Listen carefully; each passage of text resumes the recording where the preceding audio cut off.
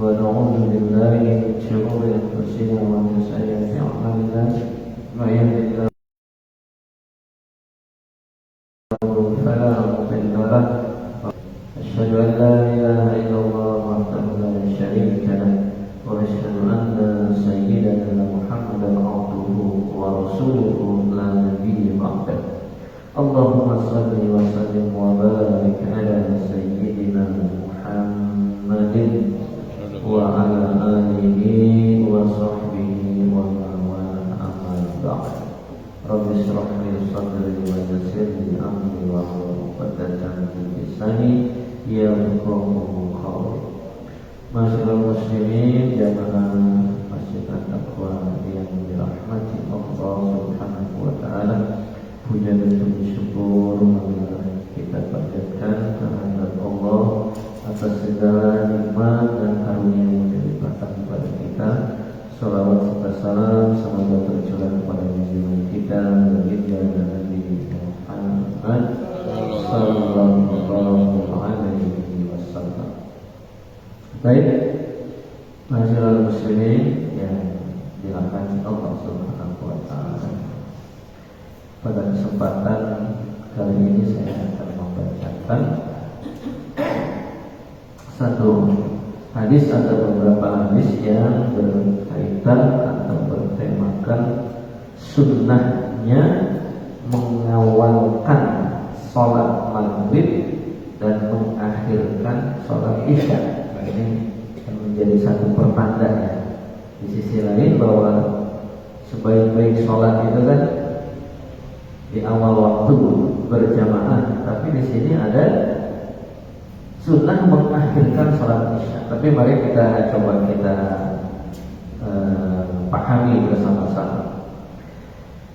Pelaksanaan sholat maghrib disunahkan untuk diawalkan sebagaimana diriwayatkan oleh Rafi bin Khudayj radhiyallahu anhu. Dia berkata, kunna nusallil maghrib ma'an nabi sallallahu alaihi wasallam fayansarifu ahaduna wa innahu la yusiru mawaqi'al din.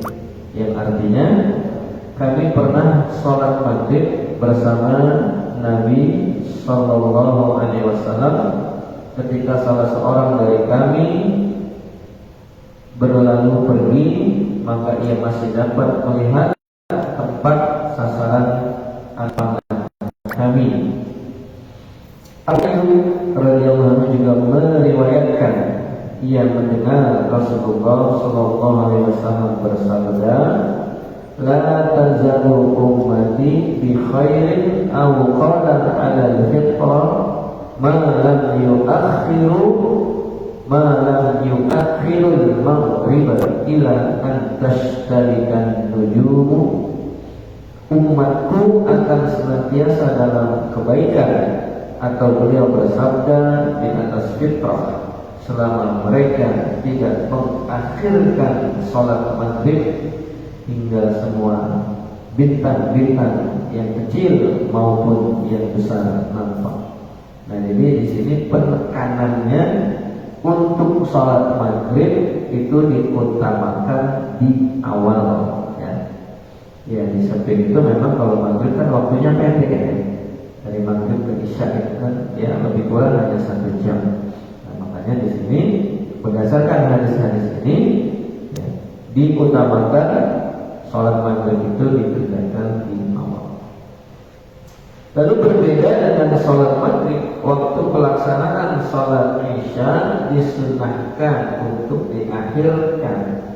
Aisyah radhiyallahu anha meriwayatkan, ahtaman Nabi sallallahu alaihi wasallam zata lailatin bil isya'i hatta zahaba ammatul laili summa kharaja fasalla faqala innahu lawaqtuha laula an asyqa ala ummati.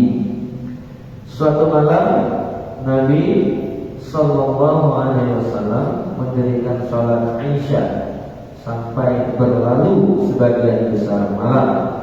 Setelah itu beliau datang dalam sholat beliau bersabda, sungguh saat inilah waktu untuk sholat isya sehingga aku tidak memberatkan umatku.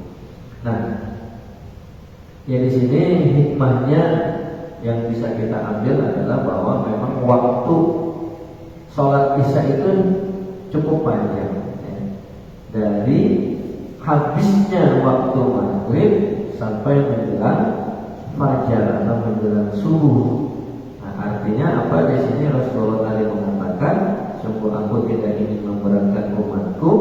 Ya, artinya di situ ada waktu yang cukup panjang bagi umat Islam untuk mengerjakan sholat isya. Artinya tidak ada alasan untuk tidak melaksanakan atau mendirikan sholat isya. Tetapi kembali lagi penekanannya, sebaik-baiknya sholat adalah berjamaah, ya, dan di masjid.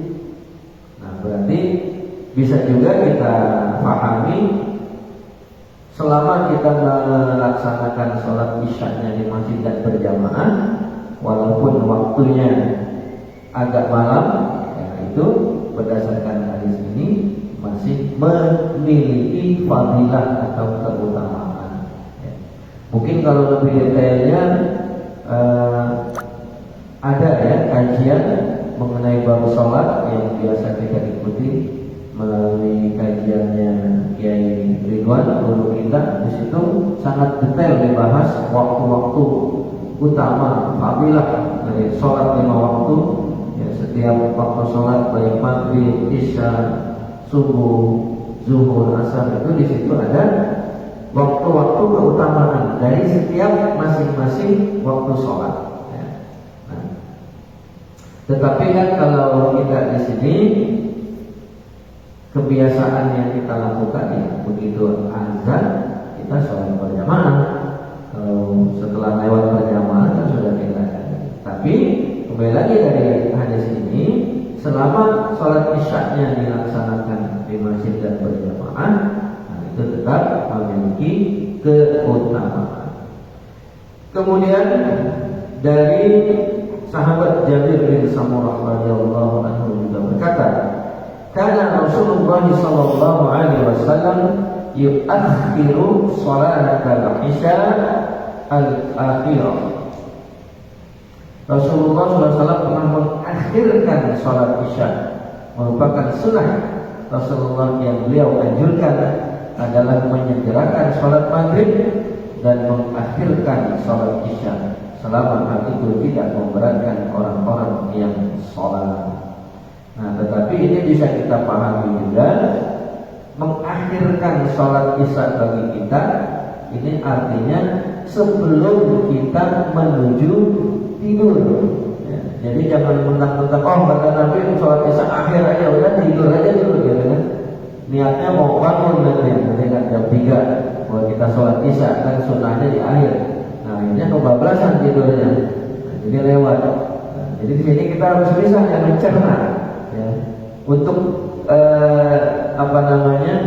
dalam konteks kita, ya, sehari-hari mengakhirkan sholat isya itu adalah sebelum kita tidur malam, gitu, ya. Tapi kan kalau waktunya nggak sama, kita nggak bisa berjamaah, jadinya. Sebaiknya kan berjamaah masjid. Merupakan sunnah Rasulullah yang beliau anjurkan adalah menyegerakan sholat maghrib dan mengakhirkan sholat isya selama hal itu tidak memberatkan orang-orang yang sholat. Pelajaran yang bisa kita ambil dari penjelasan di atas adalah: pertama, disunahkan menyegerakan sholat maghrib. Kemudian makruh mengakhirkan sholat maghrib hingga semua bintang-bintang yang kecil maupun yang besar terlihat. Disunahkan mengakhirkan sholat isya hingga 1/3 malam. Baik, kita lanjut. Nah, ini yang penting nih. Waktu-waktu terlarang mendirikan sholat. Jadi ada waktu yang dilarang kita mendirikan sholat. Terkait pelaksanaan sholat terdapat waktu-waktu yang dilarang kita mendirikan sholat, yaitu sholat jika berada dalam waktu tersebut. Disebutkan dalam sebuah hadis dari Uqbah bin Abi radhiyallahu anhu yang berkata, "Salasu sa'atin kana Rasulullah sallallahu alaihi wasallam yanhana an nusalliya fihinna aw an naqbura fihinna mautana hina taqlu asy-syamsu bazighatan hatta tartafi'a wa hina yaqumu qa'imuz zahira hatta tamila asy-syamsu wa hina taghayyara asy-syamsu lil ghurubi ay tamil hatta taghuruba." Ada 3 waktu di mana Rasulullah sallallahu alaihi wasallam melarang kita untuk sholat atau menguburkan jenazah. Nah, jadi ini bukan hanya sholat saja ya. Jadi ada waktu yang terlarang juga bagi kita untuk menguburkan jenazah. Jadi ini hati-hati juga kita ya, harus kita perhatikan. Pada waktu-waktu tersebut, pertama, saat matahari terbit hingga ia agak meninggi. Jadi kalau baru syuruk, ya makanya kan kita sholat itu kan setelah masuk syuruk. Jadi kalau pada saat terbitnya pertama matahari terbit, di sini waktu yang terlarang. Jadi pertama saat matahari terbit, jadi baru benar-benar keluar, jadi yang terlarang hingga agak meninggi. Kedua, saat matahari tepat berada di pertengahan langit tengah hari hingga ia telah condong ke barat. Jadi kalau posisi matahari itu benar-benar lurus di atas kepala kita, inilah yang terlarang. Jadi setelah dia matahari itu sudah condong ya sedikit ke barat, nah itulah sudah masuk waktu zuhur. Yang ketiga, saat matahari hampir terbenam hingga ia terbenam sama sekali. Nah, kalau sekarang sih kita ada ini ya, panduan ya, seperti jam digital.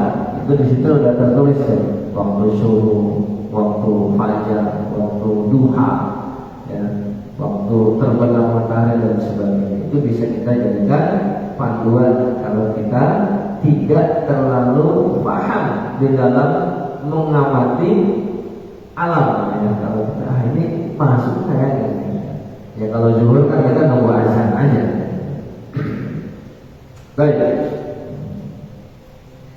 Ibnu Abbas juga pernah menuturkan terkait waktu-waktu terlarang untuk sholat. Ia berkata, "Syahida indi rijalun mardiyuna wa arba'un indi umaru anna Nabiya sallallahu alaihi wasallam naha 'anis salati ba'da subh hatta tashruqa asy-syamsu wa ba'da al-'ashr hatta tanhub." Orang yang diridhoi mempersaksikan kepadaku dari antara mereka yang paling aku ridho adalah Umar. Mereka semua mengatakan bahwa Nabi SAW melarang sholat setelah subuh hingga matahari terbit dan setelah asar hingga matahari terbenam. Nah, kalau kita perhatikan redaksi di awal tadi, berarti waktu-waktu yang tadi terlarang untuk sholat juga berlaku terlarang untuk menguburkan jenazah. Jadi kalau di sini menjelang maghrib matahari menjelang matahari terbenam sampai matahari terbenam ini dilarang kita sholat maghrib, bukan sholat ya, begitu juga menguburkan jenazah. Baik. Berdasarkan 2 hadis di atas, maka dapat kita ketahui bahwa syariat telah menetapkan waktu-waktu yang dilarang untuk sholat karena adanya penyerupaan dengan orang-orang musyrik yang menyembah matahari. Nah, jadi di sini ada asbab wurudnya kenapa Rasulullah melarang kita beribadah dalam arti menyembah Allah di waktu tersebut, karena waktu-waktu tersebut ternyata adalah waktu bagi orang-orang agama tertentu di dalam menyembah matahari. Jadi nanti disangkanya kita nyembah matahari atau sama dengan agama yang mereka anut. Baik. Sebab mereka sholat pada saat matahari terbit dan terbenam, maka janganlah sholat pada waktu tersebut kecuali karena adanya satu sebab, seperti sholat jenazah atau mengqadha, mengganti sholat yang terlewat. Nah, berbeda halnya kalau misalkan kita lagi di perjalanan, begitu kita udah ini punya waktu kesempatan sholat di masjid, waktunya waktu terlarang tersebut, ya sholat wajibnya tetap lebih utama. Tetap kita tunaikan kewajiban kita karena kita belum sempat kalau menjelang maghrib berarti belum sempat sholat asar ya. Nah, pelajaran yang bisa kita ambil dari penjelasan tersebut adalah yang pertama, haram sholat sunnah, ini sholat sunnah ya, setelah sholat subuh sampai matahari meninggi. Haram sholat sunnah setelah asar sampai terbenamnya matahari. Jadi kalau setelah sholat asar atau pada asar itu nggak ada sholat sunnah lagi ya, sampai matahari terbenam, kecuali kalau kita sudah sholat asar kemudian ada waktu untuk sholat jenazah. Kalau sholat jenazah kan wajib kan, fardu kifayah, jadi nggak ada masalah kalau sholat jenazah. 3. Haram sholat sunnah ketika matahari tepat berada di pertengahan langit. Jadi kalau begitu matahari persis lurus ya, nah itu haram kita ya, sholat sunnah. Dikecualikan dari itu semua, yaitu ketika ada satu sebab atau uzur, seperti sholat tahiyatul masjid. Nah, jadi berbeda nih keutamaan sholat tahiyatul masjid. Begitu kita masuk ke masjid, sebelum kita melakukan aktivitas lain, memang kita sangat dianjurkan untuk sholat tahiyatul masjid.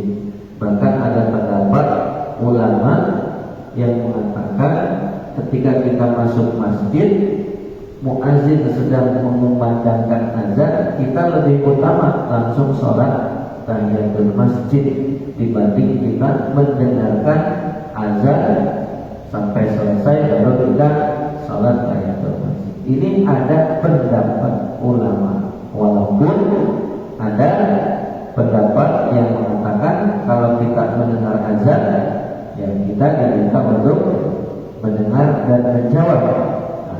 Nah, tetapi ketika di sini ada pendapat sholat tahiyatul masjid lebih utama, berarti keutamaan daripada sholat tahiyatul masjid itu lebih besar. Salah satu buktinya apa? Kalau kita analisa, itu kan ada hadis ketika Rasulullah sedang khutbah Jumat, lalu ada jamaah masuk, langsung duduk, langsung mendengarkan. Itu ditegur oleh Rasulullah.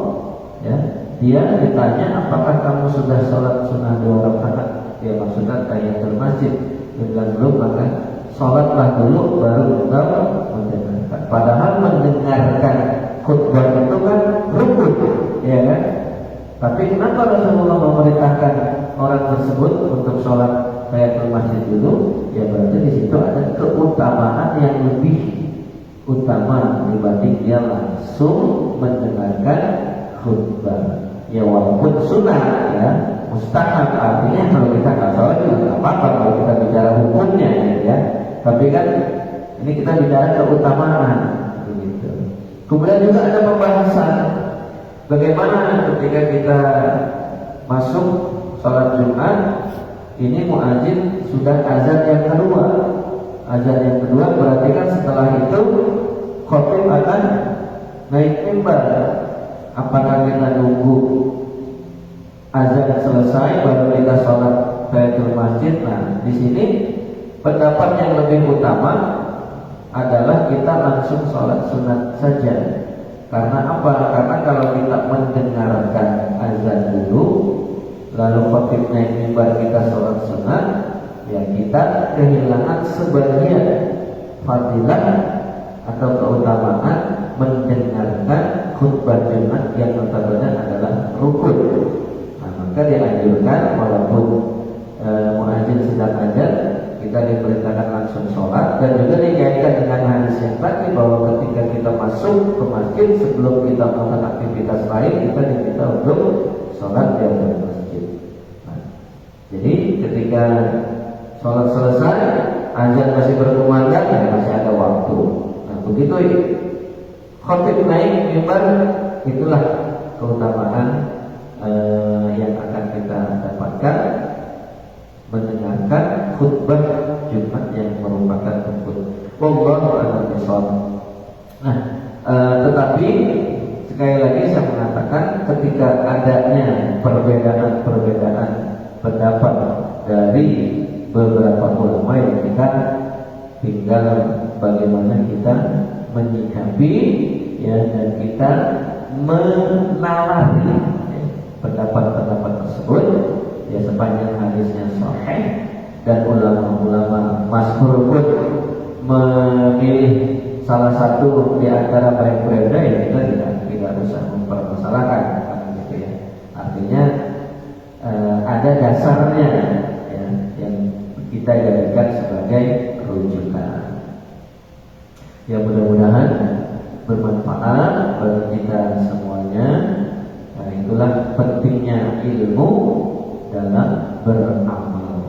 Jadi kita ininya adalah beramal yang ilmiah, berilmu harus amaliyah. Jadi kalau kita punya ilmu harus diamalkan, terpraktekkan. Nah, ketika kita beramal mempraktekkan ibadah harus berlandaskan ilmu. Ya, bahkan kalau kita mengikuti kajian kehidupan itu, ahli ibadah yang setiap kali beribadah itu bisa tidak ada artinya, bisa tidak mendapatkan apa-apa ibadah yang kita lakukan ketika kita tidak mengetahui ilmunya. Bahkan bisa jadi ibadah kita itu bernilai dosa. Karena apa? Karena kita tidak tahu ilmunya, ternyata ada aturan-aturan yang dilanggar. Contoh, ya tadi kita sholat di waktu-waktu yang dilarang tanpa adanya uzur. Ya, karena kita tidak tahu ilmunya, kita sholat aja, kita pikir dapat pahala, ternyata dilarang. Kalau dilarang ya berarti dosa. Kan begitu ya, Bapak-Ibu sekalian. Ya, mudah-mudahan sekali lagi bermanfaat bagi kita sekalian dan bisa kita amalkan dalam ibadah kita sehari-hari. A'udzubillahi minasyaitonir rajim. Bismillahirrahmanirrahim. Alhamdulillahirabbil alamin. Hamdan yuwafi ni'matahu wa mazidah. Ya Allah, alhamdu kama yanbaghi li jalalihi. Allahumma shalli ala Muhammad wa ala ali Muhammad. Allahumma ighfir li wa li walidayya wa rabbana sabira. Allahumma hafidhna min azwajina wa azwajina qurrata a'yun. Amin. Bi salati wa Allahumma taqabbal minna salatana wa siyamana wa qiyamana wa tadarrana wa taqassana wa tawaffana sama'ana marhamin. Rabbana zalamna anfusana wa lam taghfir lana wa Rabbana atina fid dunya hasanah wa fil akhirati hasanah. Subhana rabbika rabbil izzati amma yasifun wa salamun alal mursalin walhamdulillahi rabbil alamin. Subhanallah wa bihamdihi wa ilaihi taufiq wa hidayah. Wassalamualaikum warahmatullahi wabarakatuh. Waalaikumsalam warahmatullahi wabarakatuh.